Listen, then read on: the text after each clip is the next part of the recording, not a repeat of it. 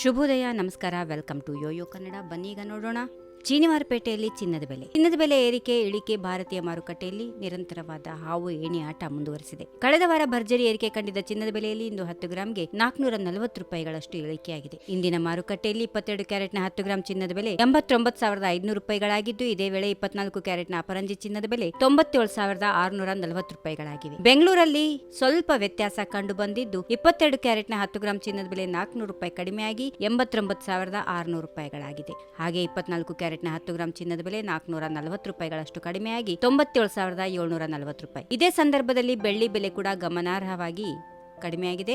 1 kilogram ಬೆಳ್ಳಿ ಬೆಲೆ 10,800 ರೂಪಾಯಿಗಳಾಗಿದೆ.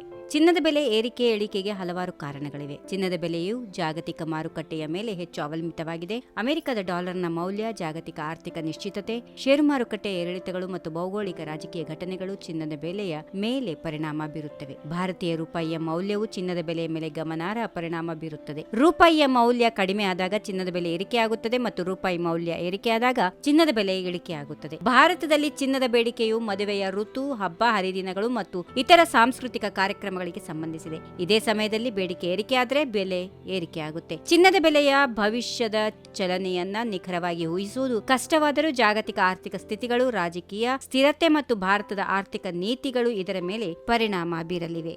ಈ ವಿಡಿಯೋ ನಿಮಗೆ ಇಷ್ಟವಾದಲ್ಲಿ ಲೈಕ್ ಮಾಡಿ, ಶೇರ್ ಮಾಡಿ, ಸಬ್ಸ್ಕ್ರೈಬ್ ಮಾಡಿ.